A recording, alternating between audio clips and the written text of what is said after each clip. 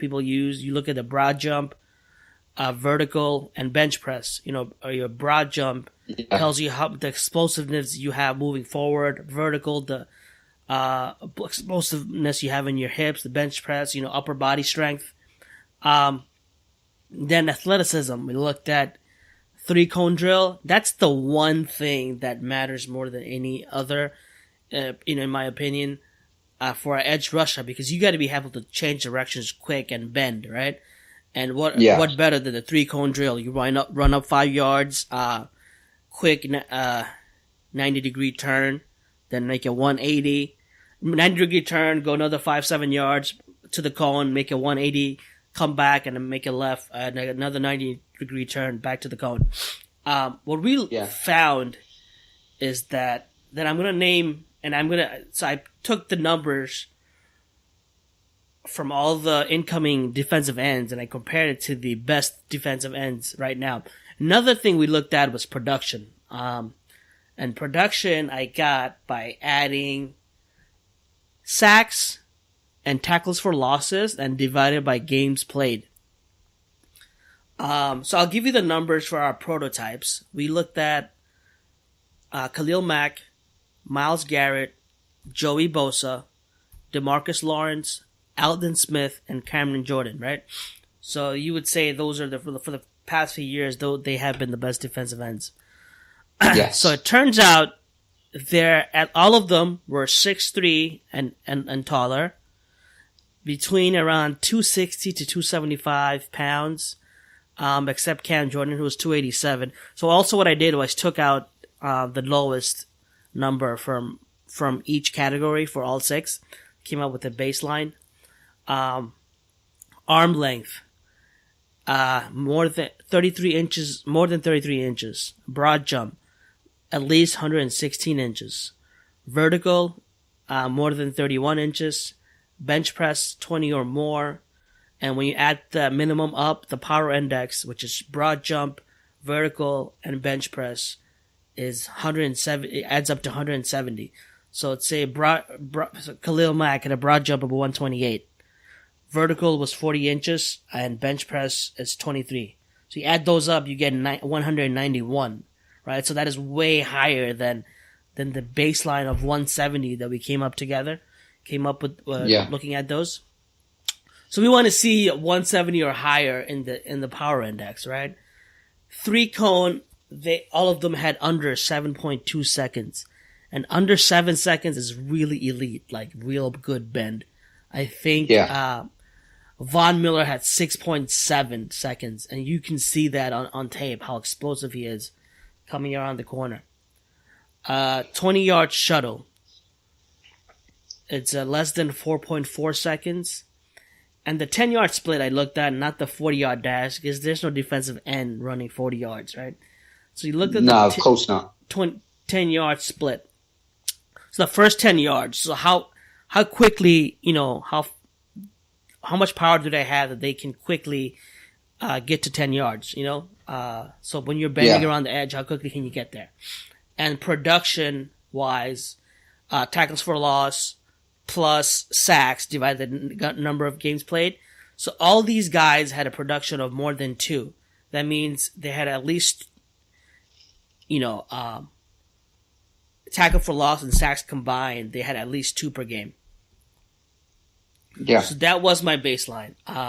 For the record, Khalil Mack's power was 191. His 3-cone was 7.08. 20-yard shuttle.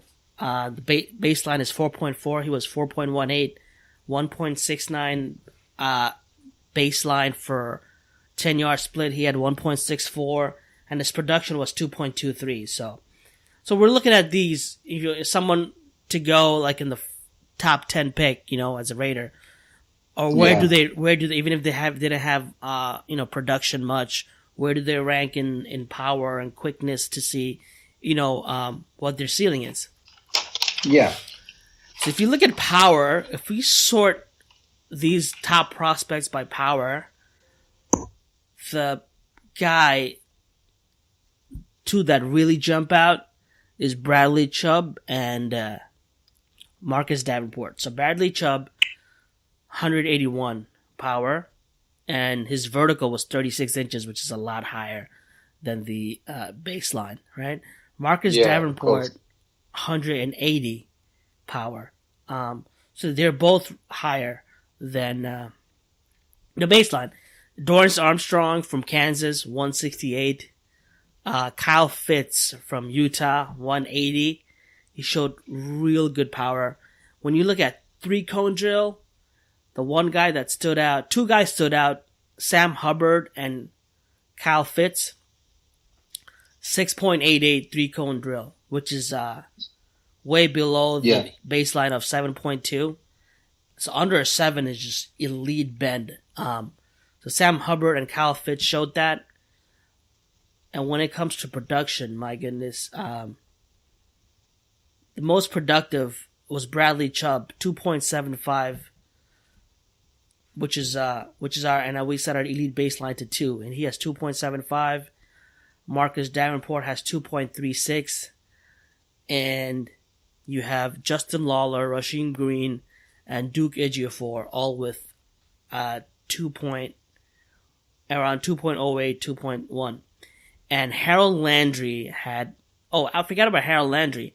Harold Landry's 3-cone was 6.88 as well, and his power was 179. For a guy who's only 6'3" and 252 pounds, that is extremely quick.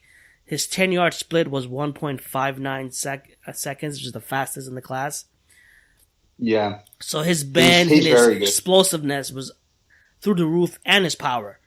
So that guy was absolutely amazing. So this is takeaways from the numbers, right? And playmaking index, he had a slow year this year because of an injury, Harold Landry. Last year he had a playmaking index of 2.5, and it was 1.6 this year, which is still good. But if you throw this season away because of the injury, 2.5 with 6.88 3-cone, power of 179. It's really, really impressive. He's going top 10. If them numbers were this year, he'd go top 10. Yeah, and if he came out last year, he definitely would have been top 10. I think after Myles Garrett, he would probably be the second best edge rusher in the class. I think because of the injury and the production that went down. So consensusly, I think everyone agrees Bradley Chubb, right, is the best edge defender in the class. Without a doubt. Only thing in the combine that would worry most people is the 3-cone. If the elite baseline is 7.2, his 3-cone was 7.37. So it was a little worrying, but if you look at his tape, he's mostly a power guy, kind of looks like and plays like the guy from Houston Texans, right? Jadeveon Clowney. Yeah. Jadeveon Clowney has straight line speed, but he doesn't have the bend to make a difference in the pass rush as much. So he reminds me of him. So I'm gonna, if I could get to the what I saw from him, right? I looking at my notes. I'll start with Chubb. You can take one, and we'll take one. I saw him. The strengths I wrote down: can win with speed and power, uses hand well to swat away tackles' hands, uses good stutter inside and outside moves, uses hands to shed blocks easily, transfers speed to power well, lives in the backfield, has enough quickness to shoot the gap and destroy and run plays. His power reminds me of Khalil Mack's, right? Weakness, does not have the bend to get around the tackle and a speed rush against superior tackles. Lack of bend prevents him from finishing some plays. And overall summary, I wrote down a prototypical 4-3 defensive end, has all the tools to be a long-time starter, already has Pro Bowl level talent, and if he learns to bend, he can be all-pro. Can play both D-end spots, best case scenario for the Raiders if he falls, and I have a grade of, I give him a top 10 grade. Yeah. So he's definitely I'd go along with that easily. number one, right? Yeah, of course. So why don't we do this? I know we both studied some tape.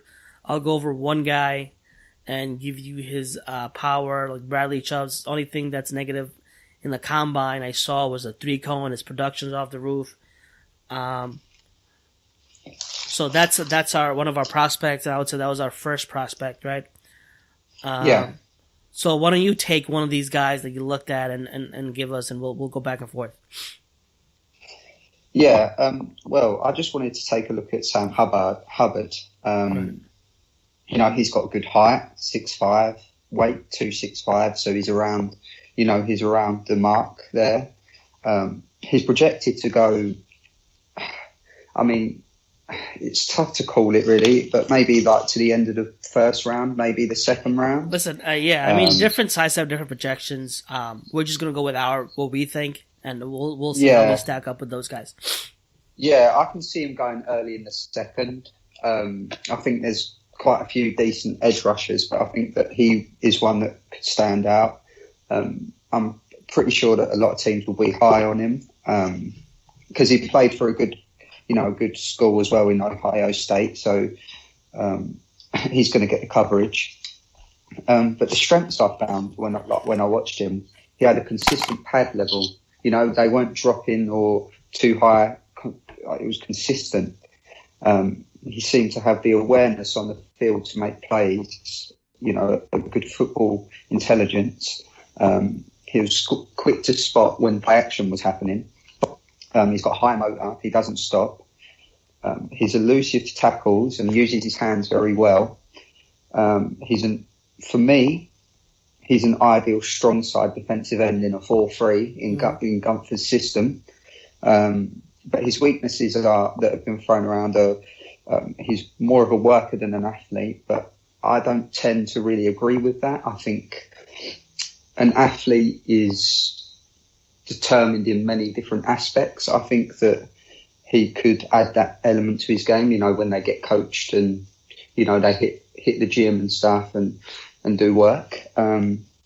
His burst isn't, you know, off the mark amazing, but I think that's another thing you can work with. His pursuit speed is maybe the same. He's not explosive, but he's reasonably quick. Yeah, and I just think that his conversion from speed to power maybe is a bit of a worry. I'd like to see him be a bit more powerful. Right. But that's my overall real take on Sam Hubbard. I think that if you can nab him in the second round, I think that's a home run. So you'll give him a top early second round grade? Yeah, I would say in the top 12, maybe in the second round, I would probably see him go. Okay. And also I want to give you his, you know, I looked at his tape too. He doesn't seem that explosive or seems to have that of a bend, but his 3-cone was the best. His 3-cone was the best out of all the top tier, defensive ends, which is really, surprising. Yeah. This is what I was saying about just because people saying he's more of a worker than an athlete, he has shown athletic ability in certain ways, like you've just described. So he's not going to be explosive and really fast, but he has the tools to be a really good edge rusher. You know, yeah, because exactly. I know 6.84 3-cone, nobody had that. Maybe someone who's projected to go a lot lower, maybe in 5th, 6th round. But all the guys I'm looking at, even Arden Key had a 7.16 3-cone. Exactly. Yeah, so even Harold Landry had a 6.88. Sam Hubbard has the best. Out of all the top tier guys, Sam Hubbard has the best 3-cone and a really good 20-yard split.